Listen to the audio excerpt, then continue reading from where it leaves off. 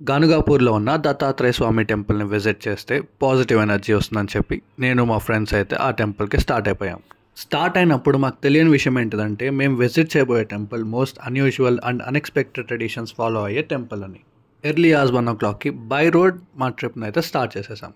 అక్కడక్కడ ఆగుతూ around 6 hours మా డెస్టినేషన్కి అయితే మేము రీచ్ అయిపోయాం. ఇదే భీమా సంగమం నది.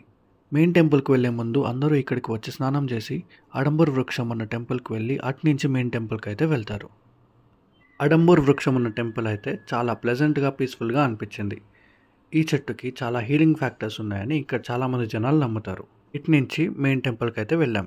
నేను ఇప్పటిదాకా చూసిన టెంపుల్స్లో ఇది one of the most unusual temple అనే చెప్పాలి. ఫస్ట్ వన్, ఇక్కడ స్ట్రీట్ డాగ్స్. ఇవి గుడి మొదల నుంచి గర్భగుడి దాకా మొత్తం తిరిగేస్తూ ఉంటాయి. వీటిని ఎవ్వరూ ఏమీ అనరు. సెకండ్లీ, ఇక్కడ బెగ్గర్స్ అండ్ ట్రాన్స్జెండర్స్ టెంపుల్ లోపలికి వచ్చి మిమ్మల్ని డబ్బు డిమాండ్ చేస్తారు.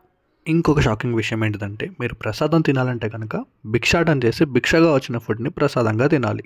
స్కేరియస్ పార్ట్ ఏంటిదంటే ఈ టెంపుల్కి దయ్యం పట్టిన వాళ్ళు చాలా ఫ్రీక్వెంట్గా వస్తూ ఉంటారు అండ్ చాలా క్యాజువల్గా టెంపుల్ మొత్తం తిరిగేస్తూ ఉంటారు.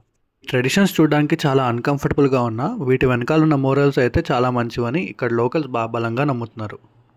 వీళ్ళ ట్రెడిషన్స్ ప్రకారం డాగ్స్ అనేవి దత్తాత్రేయ స్వామికి డివైన్ కంపానియన్స్. అంతేకాకుండా ఈ డాగ్స్ని వీళ్ళు 4 వేదాలతో కంపేర్ చేస్తారు. ఇంకా బెగ్గర్స్ అండ్ ట్రాన్స్జెండర్స్ గురించి అంటారా, వీళ్ళకి మనం మనీ ఆఫర్ చేయడం వల్ల మనలో ఉన్న నెగిటివ్ ఎనర్జీ పోతుందని ఇక్కడి నమ్మకం.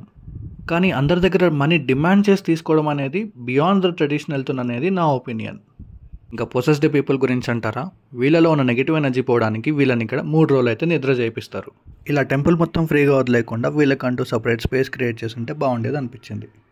ఫైనల్గా ప్రసాదం గురించి మాట్లాడాలంటే దత్తాత్రేయ స్వామి ఒకప్పుడు భిక్షాటన చేసి ప్రసాదాన్ని తినేవాళ్ళు. ఇప్పటి జనం దీన్నే ఒక వ్రతంగా తీసుకొని దాన్ని కంటిన్యూ చేస్తున్నారు. కాంటెంట్ నచ్చిందా? నచ్చితే మరి లైక్, షేర్ అండ్ సబ్స్క్రైబ్ చేసుకోండి. ఇట్లో సుధీర్.